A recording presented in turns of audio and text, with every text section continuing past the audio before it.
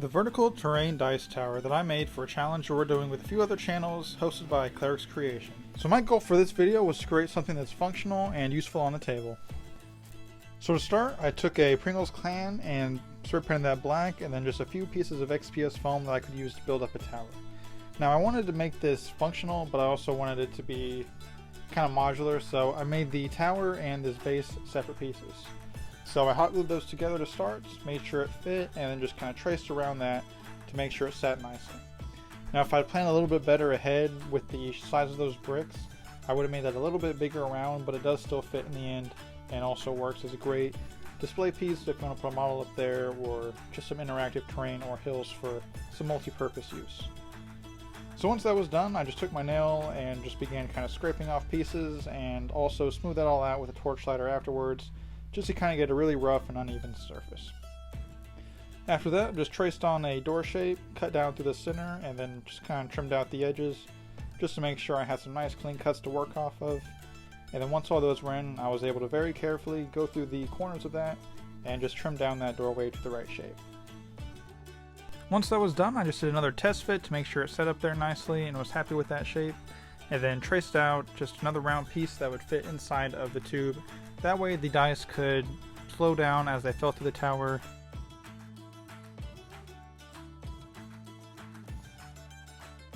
Once that circle was cut out, I created a duplicate and cut one of them in half, and then just began test fitting them in there. Next, I took just a piece of scrap XPS foam, hot glued that down at the base at the back behind the door. That way the bottom round circle piece there would be able to just sit on top of that and shoot all the dice out that one side. So to seal that in, just put a little bit of hot glue underneath that front lip and pushed it down, and then just smoothed out that edge to make sure there was nothing to catch it. Did a few test runs to make sure it worked, and began working on getting these pieces down and top. So to do that, I just hot glued that bottom one in place there by sticking my hand down in there and kind of pinching it between the door opening and the top. And the top, I was able to set that on top and hot glue in there around it as a good fit. So next, we were finally on to putting all these XPS foam bricks in place. So to do that, I just started with that base layer, making sure that the edge of the brick went all the way down to the bottom of the can, and just worked my way around until I got to the ends of both doorways. Did another test fit on there just to make sure it worked, and that was the point that I realized I should have made the base of that just a little bit bigger. So to do the doorway, I decided to just line those up long ways and just trim the corner places in two just to fit. Put that top stone right there at the top, and then just trimmed in these last corner pieces going back and forth, just making sure it was a nice snug fit. There's definitely a lot of ways you could do the door if you wanted to, and definitely spend more time if you wanted to really get a nice clean look, but for what I was going for, kind of a more decrepit and older look, I didn't really have any issues with it. Especially since once this was done, I did go ahead and put some plaster around the door just to kind of seal it up and look more like a mortar finish, but to leave the rest of that just as the open brick like that. So the reason I'm actually doing this project this week is because Clerics Creation decided to get a few of us YouTubers together to create some vertical terrain, and I decided I want to do something kind of functional but also focus heavily on the bricks that I really enjoy doing lately. And I figured that it was about time that I did the Pringles can dice tower, so that is exactly what I did today. So I'll have the links to all the other channels who are participating in this month's vertical terrain challenge, and it's definitely something I'd be interested in doing more in the future if I wanted to do more of these. And I really look forward to seeing everybody else's work, and I've already seen a few of them and I think they're great. And you should absolutely go check out those other channels and their work, and I really hope you enjoy them as much as I do. And again, a special thank you to Clerics Creation for organizing all of this.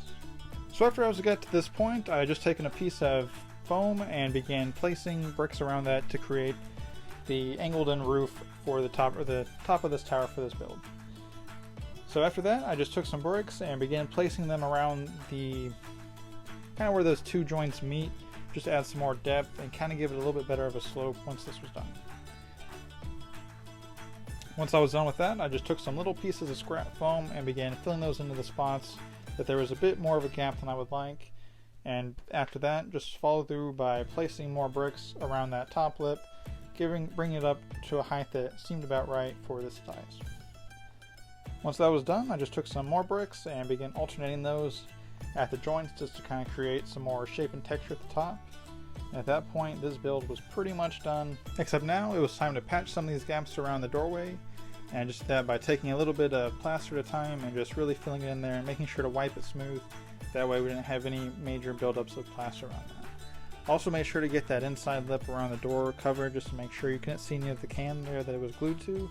And also kind of put a just texture across the top there around the where you throw the dice in. So for some texture for this hill, I just took some little bits of gravel I got from Hobby Lobby and began sprinkling them over it, as well as on the top of this tower to kind of create some just loose terrain and rubble in there.